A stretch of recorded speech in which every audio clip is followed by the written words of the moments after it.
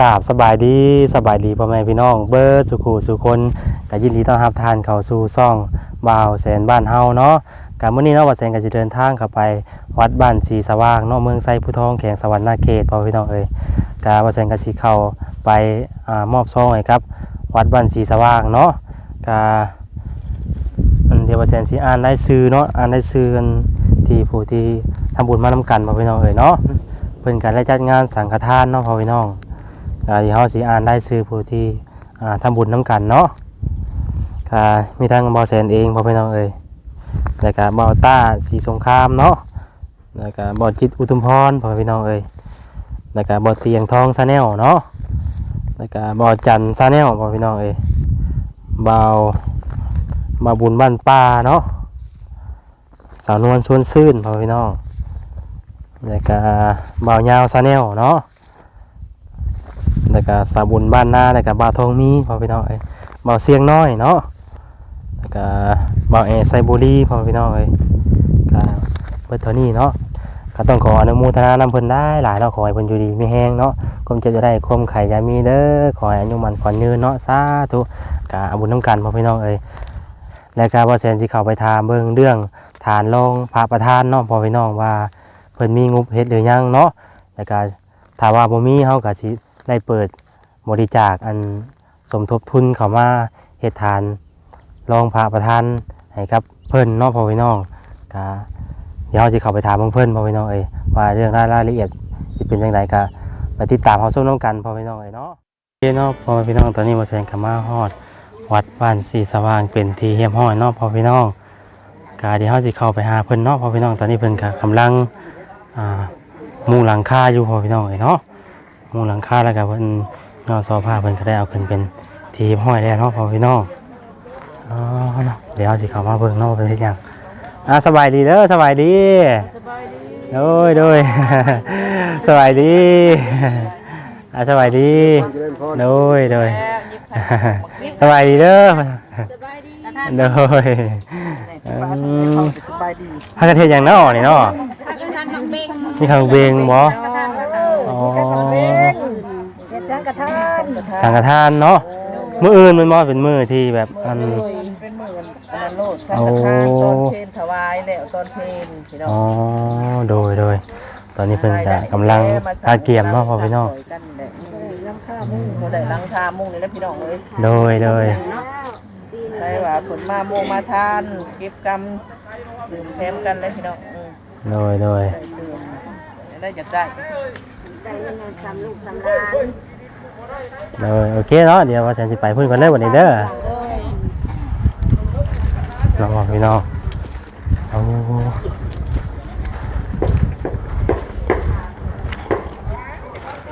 ตอนนี้เพิ่นก็กำลังมุงหลังคาพ่อพี่น้องเนาะโครงเด็กเพิ่นก็ได้ให้เป็นที่เรียบร้อยแล้วเนาะเดี๋ยวเฮาสิย่างไปหาในบ้านอยู่พุ่นเนาะพ่อพี่น้องมุงหลังคาเบื้องเทิงพ่อพี่น้องเอ้ยเนาะพอวันเพิ่นก็อยู่พี่พ่อพี่น้องเอ้ยเดี๋ยวเฮาก็สิถามเบิ่งเรื่องฐานพระกันเลยเนาะพ่อพี่น้องเนาะฐานรองพระว่าสิเป็นจังใดสบายดีพ่อสบายดีโดยสบายดีโดยสบายดีว่าตาเพิ่นก็กำลังเฮ็ดเนาะโดยเพิ่นกำลังขึ้นโครงหางโครงหลังคาวันที่19นี่เฮาสิได้จัดมื้อมันคือมื้ออื่นนี่นะเป็นมื้อสังฆทานเป็นมื้อสังฆทานมื้ออื่นเนาะพ่อเนาะนี่แหละต่อยอดต่อล่ำเงินก็สำแห้งประชาชนเฮานี่แหละจักสิน้อยมากต่ำสูงสำใดโดยก็ได้บางที่ก็มีแต่บ้านได้ชิดมิตรใกล้เคียงแล้วก็ถือว่าสำใดแล้วก็พี่น้องที่เฮาได้ประยายซองนำจะทันทีพี่น้องที่ได้มาหั่นแหละก็ซองก็บ่หลายดอกประมาณ600ซองจะได้ไปแจกให้พี่ให้น้องโดยลูกหลานบ้านอันนี้แหละไปเอาเมียอยู่หันไปเป็นสู่ลูกหาเมียหรือว่าไปอยู่บ้านอื่นพวกเฮาก็ได้นำเอาซองนี่ไปแจกให้ลูกให้หลานเอาเบิดให้ญาติพี่น้องเฮามาช่วยเหลือโดยความช่วยเหลือนี่จักสิได้เพราะสำใดก็เฮาก็ยังบ่ทันได้เห็นแต่ว่าโดยพออิงใส่เฮานี่ขาดนั่นแหละขึ้นฮ้อนเฮาก็ได้ค่าหลังคาเป็นจังได๋เนาะค่าหลังคานี่อันกระเบื้องพอแล้วบ่ กระเบื้องบ่ได้พอเด้ วันพ่อบ่ โดยฮักก็ได้300แผ่น อ๋อ ซื้อมีแต่8ล้าน6แสนเท่านั้นเงินเฮาเบิดแล้วมีแต่อาศัยแต่ว่าเงินสมุมืออื่นนี่แหละจักสิน้อยมากต่ำสูงเท่าไรเฮาก็ได้ โอ้ บ่อิงเสียมันบ่มีและทุนฮ้อนก็ได้ขอเพิ่งทั้งญาติพี่น้องผู้ที่อยู่ต่างประเทศหรือว่าในประเทศเฮาก็ขอให้บรรดาความช่วยเหลือนี่แหละขออิงใส่เฮาก็ขาดเคินตัวแนวมุ้งเด้นี่นะเฮาขาดแนวมุ้งแต่ว่าจังได้พร้อมเพรียงเฮียงหน้ากันเบิดทั้งเฒ่าแก่อำนาจการปกครองนี่แหละทั้งน้อยทั้งใหญ่นี่แหละพากันสอบกันหานี่แหละอาศัยก็หนึ่งก็คือว่ามื้ออื่นก็มีการต่อยอดสองมาแล้วก็เว้าเรื่องบริจาคกันนี่แหละความช่วยเหลือเงินซองก็จักสิได้สำไรซองพวกเฮาก็ได้แต่ว่ามื้ออื่นในซองสิได้เข้ามาโฮมพวกเฮาก็สิได้ฉีกอ่าน อ๋อ แล้วก็สิได้รายงานต้นรายได้ของจำนวนที่สังฆทานในมื้ออื่น โดย สิให้เฮาพูดในตอนเพลนเลยนะ โดย การสังฆทานถ้าเฮาหัน โดยรายการมื้อนี้ว่าแสงกมามอบซองให้เด้เนาะ โดย ก็เป็นซองของทีมงานยูทูบเบอร์นํกันบ่ทุกคนน่ะได้พอเด้อ โดย ก็สมอยไปเลยเนาะ ผักมันไปทางนั้นติ สาธุอายุดีมีแห่งเด้อสร้างลูก ผักมันไปทางนั้นปูนนั่น มีความสุขความเจริญหายเคราะห์หายเข็นหายพยาธิโรคาสาธุ สาธุ ทำบุญทำทานนำการสร้างพระคงธรรมเราก็จะได้ให้อนุกรรมการเพิ่นซองนี่เพราะว่ามีอนุกรรมการเศรษฐกิจเพิ่นสิได้ฉีก ถอยหลังมานี่ ฉีกแล้วก็จะได้แจ้งต่อหมู่คณะทางด้านเศรษฐกิจก็จะได้แจ้งทั้งเฒ่าแก่ครูบาอาจารย์จะได้ทอนเงินจำนวนนี้ไปซื้อต่ออีกกระเบื้องที่เฮานะ โดย อันนี้เฮาแจ้งคือในนั้นเนาะการที่ว่าเรื่องหับเงินซองเงินบริจาคต่อยอดของญาติพี่น้องนี่ถ้าเฮากับแม่นสิว่าถ้าเฮาสิถือเองเนาะก็มีเศรษฐกิจบ้าน โดย มีเฒ่าแก่มีครูบาอาจารย์สรุปรายได้รายจ่ายแล้วจังสิเอานำเอาเงินตัวนี้ไปซื้อกระเบื้องมาสืบต่อให้ผู้ขากันเลยฉะนั้นขอแผ่ปัจจุปัจจัยนำบรรดาญาติพี่น้องหรือว่าลูกหลานผู้ที่มาถ่าย YouTube นี่ก็ขอให้อยู่ดีมีแฮงเด้อมี โดยสา หมอน ธุ ควันยืนหายเคราะห์หายเข็นหายพยาธิโรคาขอให้คิดอย่างใดก็ขอให้ได้สิ่งนั้นปรารถนาสิ่งใดก็ขอให้ได้สิ่งนั้นสาธุอยู่ดีมี สา แฮง ธุ เฮาจะเอาส่งให้เศรษฐกิจเพิ่น โดยโอเคนะพ่อเดี๋ยวลูกก็สิเข้าไปหา โดย ครูบาก่อนเนาะ โดย ว่า มานำผ้าสร้างและมานำผ้าเฮ็ดสังฆทาน อ๋อ เนาะ โดย มานำผ้าก่อแท่นพระ โดย แล้วก็สิวางศิลาฤกษ์มื้ออื่นนะ โอเคนะพ่อเนาะเดี๋ยว โดย เข้าไปหาเพิ่นก่อนเนาะ สาธุเอา โดย ไปสัมภาษณ์นำเพิ่น โดย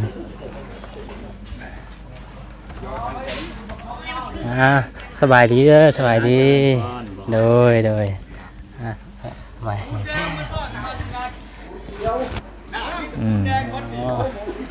เป็นจังไรเนาะ สำหรับการสร้างนี่เนาะนี่ก็ โดย สำหรับครูบาสิจุดประสงค์ลงมาในสุดนี้เนาะก็คือ1แม่นหารายได้คือว่าอยากมุ่งหลังคานี่แหละเนาะจุดประสงค์ที่1ไอ้จุดประสงค์ที่2แม่นเพื่อมาสร้างแทนพระเพราะว่าแทนพระปูนเนาะบ่มาแทนพระนี่ก็ถือว่าบ่อนห้องพระพุทธรูปนั่นแหละบ่แม่นแทนแท้เนาะแทนแท้เฮาก็ยังงบประมาณเฮายังบ่พอเนาะเพราะว่าทางอันองค์พระกับยอดโซฟาเนี่ย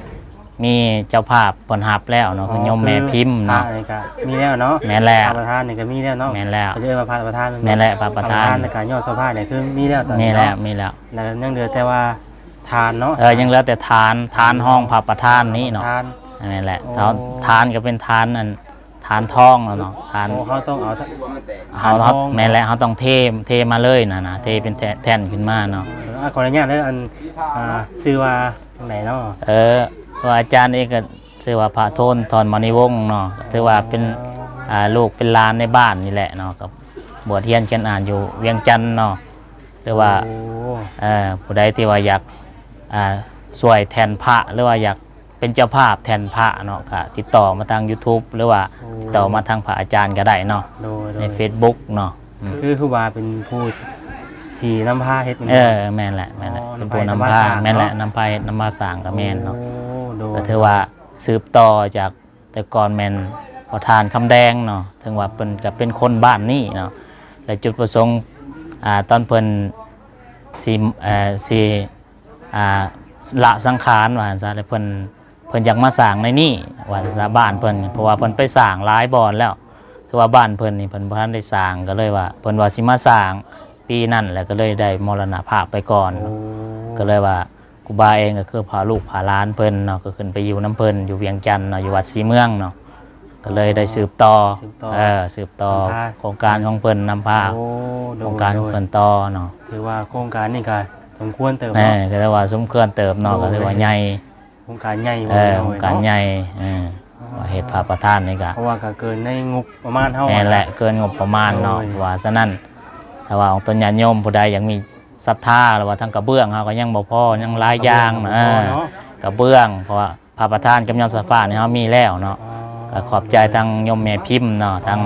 เบลเยียมที่ว่าได้ซอยเหลือเนาะ โดย ทางพระประธานแล้วก็ยอดสฟ้าสารยังหลายๆอย่างคือ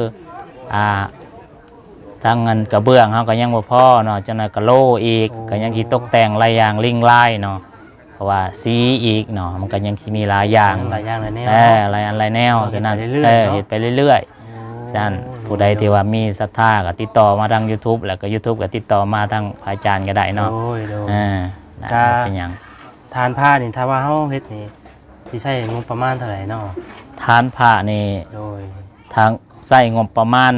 ถ้าว่าร่วมทั้งองค์พระทั้งทานพระแล้วงบประมาณ170 ล้านเนาะ170 ล้าน 170 ล้าน แม่นแหละ กีบเป็นบ่ แม่นแหละ170 ล้านกีบ เป็นเงินแบบเป็นเงินหลอนหรือว่าเป็นเงินบาทเฮานี่สิตกประมาณเท่าไหร่ ตัวนี้มันก็ขึ้นกับเรทได้เพราะว่าเรทแต่ละมือมันจะบ่คือกันแต่ว่าเอาเงินก็ขึ้น ข้าวๆข้าวๆไว้ก็ข้าวๆก็ไปไล่เอาตามนั้นแหละก็มองประมาณ10,000 ปลายนี่แหละ10,000 ปลายกว่าดอลลาร์เนาะถ้าว่าไล่เป็นเงินดอลลาร์เนาะ โดยโด ก็ ย มองนี่แหละฉะนั้นก็แต่ว่าทางพระประธานกับยอดสฟ้านี่เพิ่นมีแล้วเนาะสำหรับองค์พระ ผ้านี่ได้อันเอาลงมาแล้วบ่ดีกว่าเลย ยังเนาะสำหรับองค์พระแม่นเฮาจะถ่าสร้างศาลาแล้วจังเอามาลงบาดเดียวนะเพราะ คือ ว่า ผ้านี่เป็นแบบไหนมาผ้า เป็นหล่อเนาะแบบองค์หล่อเนาะหล่อสำเร็จรูปเลยเนื้อทองเนาะ เนื้อทองอย่างนี้ นี่แหละทองแดงนั่นแหละ ทอง โดย เราจะหล่อเนื้อทองหน้าตักในประมาณ1.20 เนาะสูงก็2 เมตร 8 เมตร โดย เมตร 8ก็สิได้แห่ลงมาแต่ก็บ่ฮู้ว่ามือได้สิแล้วเนาะศาลาเนี่ยเฮาก็ต้องคอยเฮ็ดไปเนาะเฮ็ดศาลาแล้วจังสิได้แห่ลงมาแต่เวียงพุ่นเนาะ อยู่เวียงคือตอนนี้อยู่เวียงพุ่นเนาะ แม่นแหละตอนนี้กำลังสั่งแบบกำลังเบิ่งกำลังว่าให้เขาเจ้าเบิ่งว่าว่าสิเฮ็ดแบบใดให้กำลังหาแบบพระนะ คือเนาะถ้าว่าทานผ้าเนี่ยถ้าว่ามีผู้ที่อยากมาบริจาคน้ำเนาะเดียวว่าเซนสิขึ้นนั้นว่าทานทูบเนาะแบบทานผ้าให้ ให้เป็นให้ของนอกเบิ่งเนาะ เดี๋ยว เนาะ เพราะว่ามีแบบอยู่มีแบบทานพระ เนาะ เป็นแบบทรงล้านสร้างทรงลาวเฮาเนาะทรงลาวเก่าตั้งแต่สมัยก่อนพุ่นแหละเพราะว่าเฮาอยากรักษาทรงเก่าไว้ให้ลูกให้หลานเบิ่งเนาะเพราะว่าดิ่งลายบ่ต่างๆเพราะว่ามันจะเป็นทรงล้านสร้างทรงลาวเฮาลาวเดิมเนาะก็เลยว่าอยากรักษาทรงลาวนี่ไว้สำหรับพระประธานนี่แม่นพระองค์ตื้อเนาะชื่อเพิ่นที่ว่าจะเอามาเฮ็ดนี่เนาะเป็นองค์จำลองพระองค์ตื้อเนาะองค์ตื้อก็คืออยู่เวียงนี่จะมีพระองค์ตื้อพระองค์ใหญ่เนาะฉะนั้นสิเอาลงมานี่ก็สิเฮ็ดจำลองเพิ่นนั่นแหละลงมาไว้นี่นะจะเป็นพระองค์ตื้อเลยเนาะเป็นปกปักรักษาบ้านเมืองเฮาและพระคู่บ้านคู่เมืองก็ว่าแม่นเนาะแต่สมัยก่อนพุ่นแหละพระองค์ตื้อนี่ก็เนาะนั่นก็แล้วว่าสิเฮ็ดมันแต่ว่ายังแต่แท่นเดียวนี่นะแท่นพระที่ว่าเป็นรูปทรงรูปทรงล้านสร้างเนาะยังบ่มีถ้าว่าบ่มีงบก็สิได้แท่นปูนเนาะก็ได้แท่นปูนก่อเกินถ้าว่า คือถ้าบ่มีงบอันสร้างนี่ก็อาจจะได้แทนปู แท่นปูนแต่ว่าพระประธานนะเฮามีแล้วเนาะมีเจ้าภาพแล้ว คือพระประธานนี่มีเจ้าภาพเป็นทีมห้อยแล้วของพี่น้องเนาะ แม่น แล้วก็ยอดสภาก็มีแล้วยังเหลือแต่แท่นเนาะแท่นพระของพี่น้อง แท่นพระ คือแต่ว่าถ้าว่าเขาเพิ่นอยากได้อันนี้คือว่าเขา บ่หรือสิเอาแท่นทองเท่านั้นนะประมาณ ต้องมีฐานต่อกันมาอีก ต้องมีฐานต่อขึ้นมาอีกเนาะฐานต่อขึ้นมานี่เฮาบ่ว่าสิเอาแท่นปูนบ่หรือสิเอาแท่นทองเท่านั้นเพราะว่า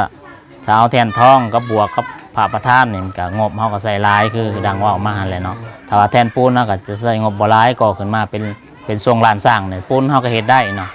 ปูนก็เฮ็ดได้ทรงนี้ แต่ว่างบมันก็บ่หลายแต่ว่าถ้าว่าผู้ใดยังมีศรัทธา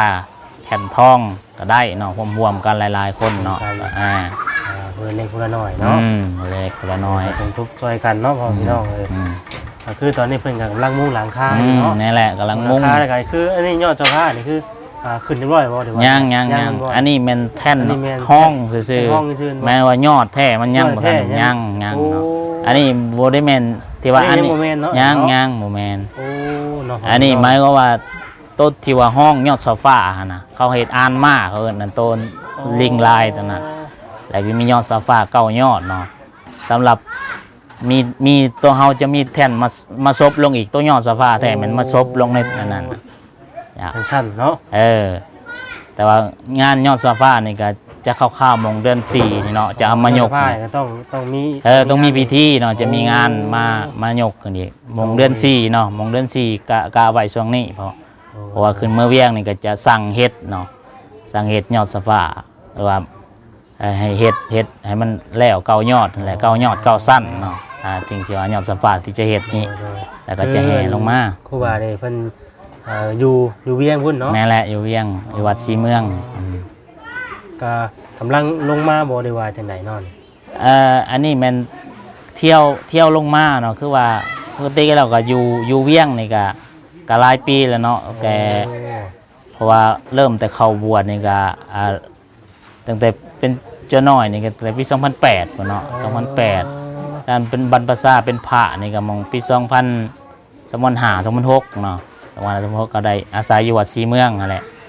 อาศัยอยู่นำเพิ่นเพราะว่าคือพระธานคำแดงคือว่ามาเบื้องต้นว่าเพิ่นก็เป็นคนบ้านนี้เนาะก็เลยว่าสืบต่อเพิ่นเนาะสืบต่อแล้วก็เที่ยวไปเที่ยวมาสร้างเรื่อยๆแต่ประตูโค้งพุ่นแหละตั้งแต่นั่นพุ่นแหละเนาะประตูโค้งก็ถึงแต่เป็นเน้นพุ่นแหละว่าเป็นจั่วพุ่นแหละเนาะคือแต่โหลแล้วตั้งแต่น้อยพุ่นแม่นแหละตั้งแต่น้อยพุ่นแหละก็ได้เที่ยวมาสร้าง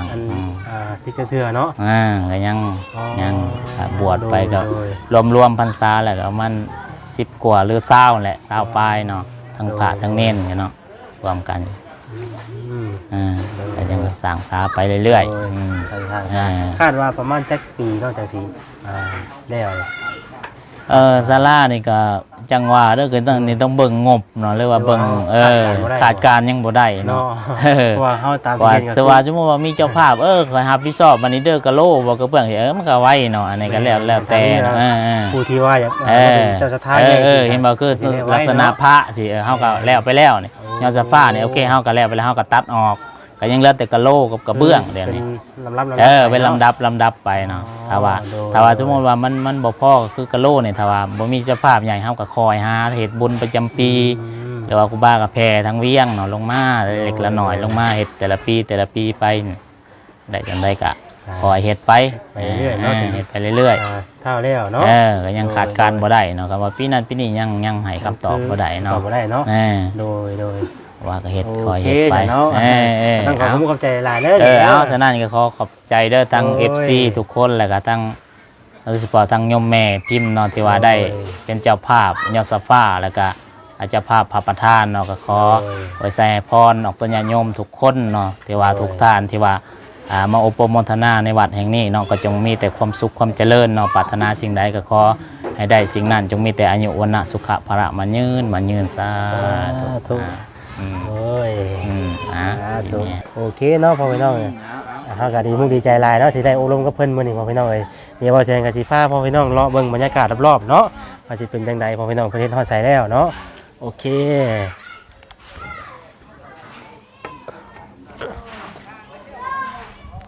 นี่เนาะพ่อพี่น้องอันนี้เพิ่นก็คืออันตรงนี้น่ะเพิ่นว่าบ่แม่นอันโซฟาเนาะพ่อพี่น้องเนาะเพิ่นคือเป็นแบบไว้แล้วก็มีลงโซฟาลงมาอีกสั้นหนึ่งพ่อพี่น้องเอ๋ยเนาะคือตอนนี้บรรยากาศตอนนี้เพื่อนกำลังพากันเฮ็ดอยู่พ่อพี่น้องเอ๋ยเนาะในการอันนี้เพื่อนกำลังเฮ็ดรออย่างนี้จะถามเพื่อนก่อนเนาะสบายดีพ่ออันนี้เฮ็ดยังไงพ่อเฮ็ดอันนั้นเฮ็ดหางหงบ่โอ้หางหงไปติดยอดเลยติดใส่ยอดโซฟาหางหงติดใส่ยอดโซฟาบ่พ่อแล้วหางหงติดใส่หนักนะโดยหนักทางขึ้นบันไดอย่างนี้แบบเราเองเลยอันนี้เนาะ เออหลายอันบ่พ่อ ว่าย40คนเลย 40บ่โอ้อะไรจังอันแล้วนี่ ได้ถ้าก็ได้ที่2คู่ พอได้12คู่บ่เป็นคู่ให้เป็นคู่บ่นี่ เป็นคู่ติดต่อกันหรือนั้นเป็นคู่ โอ้โดย เออ ห่างโหงเนาะพี่น้องเอ้ยเนาะตอนนี้เพิ่นก็กำลังเฮ็ดอยู่นี่เนาะนี่พ่อพี่น้องเอ้ยเพิ่นกำลังนี่ก็สิเป็นโหงเนาะพ่อพี่น้อง สัมภาษณ์ประดิษฐ์กำลังเป็นเฮ็ดบ่นะ โดยตัวนั้นแข็งได้ตัวนั้นเนาะโดยนี่พ่อพี่น้องเนาะสวยงามอีดีเนาะนี่พ่อพี่น้องเอ้ยลวดลายงามอีดีเพิ่นเฮ็ดได้กับเพิ่นก็จะเอามาทอกไว้ดินทรายจังซี่แหละพ่อพี่น้องเพื่อว่าบ่ให้มีแนวติดเนาะอันนี้เพิ่นก็เอาผ้าอันนี้มาคลุมบังแดดไว้พ่อพี่น้องเอ้ยเนาะมื้ออื่นพ่อพี่น้องเพิ่นสิเฮ็ดเนาะแต่ว่าบ่แสนก็บ่ฮู้ว่าสิได้มาร่วมงานนำเพิ่นแต่เพราะว่ามีทางญาติพี่น้องทางบ่แสนเสียเขาอาจจะได้ไปอันส่งสการเพิ่นพ่อพี่น้องเอ้ยโอ้นี่เนาะตอนนี้เพิ่นก็กำลังก่อทานพ่อพี่น้องเอ้ยเนาะคือว่ากว้างพอสมควรพ่อพี่น้องเอ้ยเนาะนี่โครงการใหญ่ที่สุดเลยนี่เนาะนี่พ่อพี่น้องเนาะสูงไปแล้วใหญ่ขนาดพอพี่น้องเลยคาดว่าหลายปีอยู่สิแล้วเนาะเบิ่งใส่งบประมาณบ่หน่อยพอพี่น้องเลยโดยอันนี้คือเอาปูนขึ้นไปเฮ็ดหยังเนาะ ไปลบ ไปลบอ๋อลบหลังคาบ่ นั่นแหละ โดยนี่น้องพ่อพี่น้องเพิ่นก็กำลังสิดึงขึ้นมาสิน้องพ่อพี่น้องเนาะนี่โอ้โดย ขนส่งปูน มันทรงปูนเพิ่นว่าเนาะ บ่มีเข่นคือในเมืองคนเอ้ย โดยเอาขึ้นสิเนาะ ราคาเด้บ่เห็นบ่ เด็กยามเขาขึ้นคุมื้อเช้านี่นะ เล็กเต้ข้านนะเหยียดมากเต็มๆก็เต็ม เด็กชิ้นละ100นั่น เนาะพ่อพี่น้องมาเนาะงานสังฆทานพ่อพี่น้องเอ้ยบรรยากาศตอนนี้ก็ฮ้อนหลายเนาะพ่อพี่น้องเอ้ยพอที่เพิ่นก็นั่งคือพูดเนาะพ่อพี่น้องสิประมาณนี้แหละพ่อพี่น้องเอ้ยเนาะโอเคเนาะพ่อพี่น้องว่าแสงก็ได้ถามเรื่องฐานรองพระประธานเป็นที่เรียบร้อยแล้วพ่อพี่น้องเอ้ยก็ถือว่าใส่งบหลายพอสมควรพ่อพี่น้องเอ้ยเนาะก็คือตอนนี้ก็เพิ่นยังบ่มีงบพ่อพี่น้องเอ้ยเนาะถ้าว่าท่านใดที่อยากจะเข้ามาเป็นเจ้าท่าก็เข้ามาเป็นไร่พ่อพี่น้องเอ้ยเนาะขออนุโมทนานำพ่อพี่น้องทุกๆท่านเนาะมาสมทบทุนบริจาคซอยผู้ละเล็กละน้อยพ่อพี่น้องเอ้ยเนาะก็คือตอนนี้กระเบื้องเพิ่นก็ยังบ่พอพ่อพี่น้องเอ้ยก็คือมื้อนี้เพิ่นก็สิจัดงานบุญนั้นสังฆทานพ่อพี่น้องเอ้ยเนาะก็สิเอาเงินในจำนวนนั้นน่ะมาซื้อกระเบื้องนี่แหละพ่อพี่น้องเอ้ยมาใส่เนาะก็ยังบ่พอก็ยังถือว่าหลายอยู่พ่อพี่น้องเพิ่นก็สิสร้างไปเรื่อยๆเนาะก็ถ้าว่าท่านใดที่อยากจะสมทบทุนบริจาคเข้ามาก็